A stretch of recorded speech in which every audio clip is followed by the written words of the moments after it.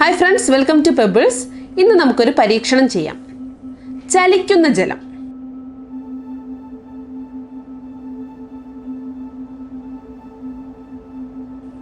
ഈ പരീക്ഷണത്തിന് ആവശ്യമായ സാധനങ്ങൾ 2 പേപ്പർ കപ്പ്,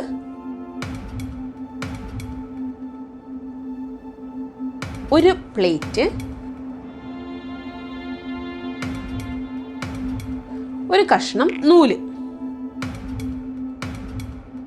നൂലിന്റെ വലിപ്പം നമ്മുടെ ആവശ്യത്തിനനുസരിച്ച് കൂട്ടുകയും കുറയ്ക്കുകയും ചെയ്യാം. അവസാനമായി വേണ്ടത് നിറമുള്ള ജലമാണ്. ഇതിൽ ഞാൻ പച്ച നിറമാണ് കലർത്തിയത്. നിങ്ങൾക്ക് ഇഷ്ടമുള്ള നിറം നിങ്ങൾക്ക് കലർത്താവുന്നതാണ്.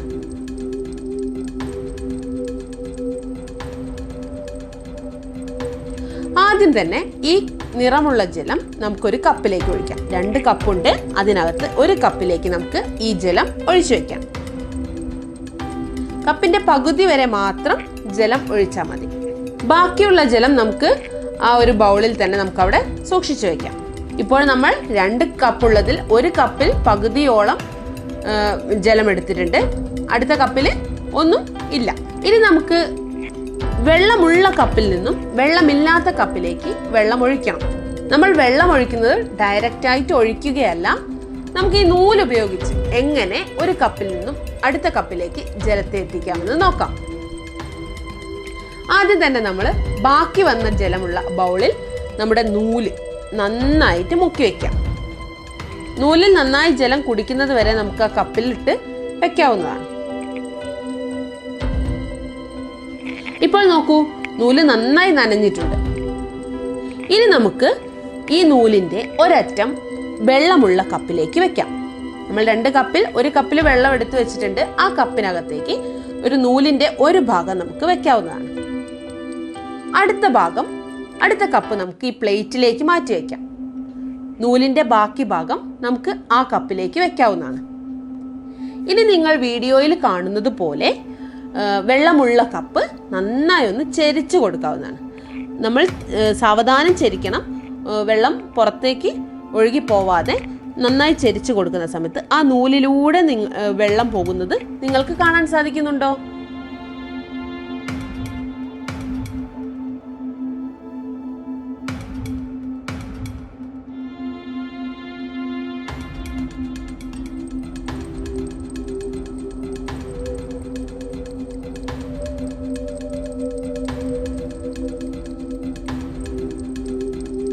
ജലം പതുക്കെ നൂലിലൂടെ അടുത്ത കപ്പിലേക്ക് പോകുന്നത് നമുക്ക് കാണാൻ കഴിയുന്നുണ്ടല്ലേ? നോക്കൂ, കപ്പ് നിറഞ്ഞു വരുന്നുണ്ട്.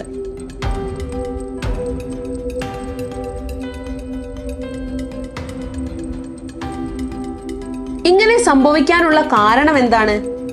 നൂലിലൂടെ വെള്ളം അടുത്ത കപ്പിലേക്ക് പോകാനുള്ള കാരണം എന്താണ്? ഇവിടെ നമ്മൾ പ്രയോഗിച്ചിരിക്കുന്ന തത്വം കൊഹിഷൻ എന്ന തത്വമാണ്. ഇന്ന് നമുക്കൊരു ലഘു പരീക്ഷണം ചെയ്യാം. ഉയരുന്ന ജലം.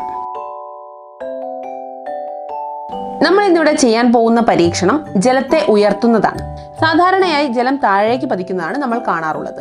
ഉദാഹരണമായി വെള്ളച്ചാട്ടങ്ങൾ. ഈ പരീക്ഷണത്തിൽ നമ്മൾ കാണാൻ പോകുന്നത് എങ്ങനെ ജലത്തെ ഉയർത്താം എന്നതാണ്. അപ്പോൾ നമുക്ക് പരീക്ഷണത്തിലേക്ക് പോകാം.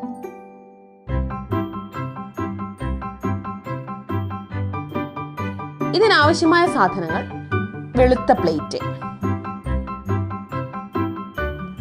ഒരു മെഴുകുതിരി, ജലം, കുറച്ച് കളർ, ഒരു ഗ്ലാസ്. ഇത്രയും സാധനങ്ങളാണ് ഇതിനാവശ്യമായിട്ടുള്ളത്.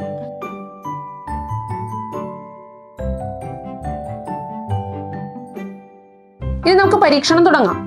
ആദ്യമായി ഒരു മെഴുകുതിരി പ്ലേറ്റിൽ സ്ഥാപിക്കുക.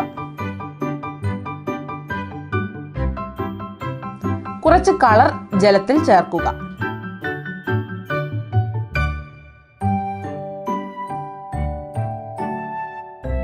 ഇപ്പോൾ ജലത്തിന് നിറം നൽകി. ഇതിൽ ഞാൻ ഉപയോഗിച്ചിരിക്കുന്നത് പച്ച നിറമാണ്. നിങ്ങൾക്ക് ഇഷ്ടമുള്ള കളർ ഉപയോഗിക്കാം.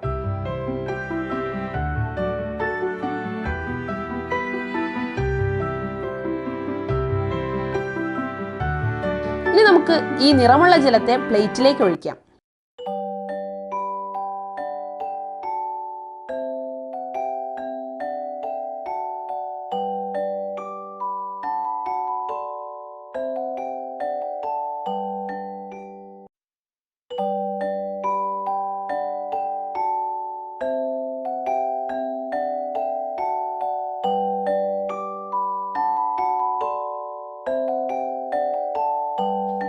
അടുത്തതായി മെഴുകുതിരി കത്തിക്കുന്നു.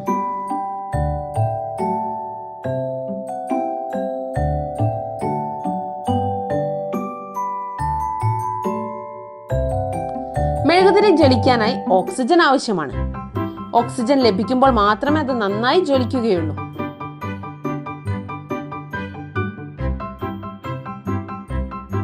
ഇനി നമുക്കൊരു ഗ്ലാസ് മെഴുകുതിരിക്ക് മുകളിലായി കമഴ്ത്തി വെക്കാം.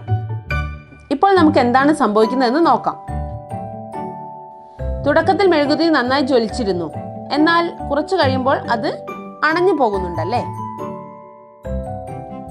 ഇപ്പോൾ നമുക്ക് ഗ്ലാസ്സിലേക്ക് നോക്കിയാൽ ജലം ഉയർന്നതായി കാണാം. നമ്മൾ ജലത്തിന് നിറം നൽകിയത് ജലം ഉയരുന്നത് എളുപ്പത്തിൽ മനസ്സിലാക്കാൻ വേണ്ടിയാണ്. ഈ പരീക്ഷണത്തിന്റെ തത്വം എന്താണ്? നമ്മൾ മുകളിൽ പറഞ്ഞിരുന്നുവല്ലോ മെഴുകുതിരി ജ്വലിക്കാനായി ഓക്സിജൻ ആവശ്യമാണെന്ന്. നമ്മൾ ഗ്ലാസ് കമഴ്ത്തി വെക്കുമ്പോൾ അല്പസമയം മാത്രം മെഴുകുതിരി ജ്വലിച്ചതായി നമ്മൾ കണ്ടു. ആ ഒരു സമയത്ത് മാത്രമേ ആ ഗ്ലാസിനകത്ത് ഓക്സിജൻ ഉണ്ടായിരുന്നുള്ളൂ. ഓക്സിജൻ മുഴുവനായി നഷ്ടപ്പെട്ട സമയത്ത് മെഴുകുതിരി അണഞ്ഞുപോയി. ഗ്ലാസിൽ മെഴുകുതിരി ജ്വലിച്ചപ്പോഴുണ്ടായ വായുവിന്റെ മർദ്ദം കൊണ്ടാണ് ജലം ഉയർന്നത്.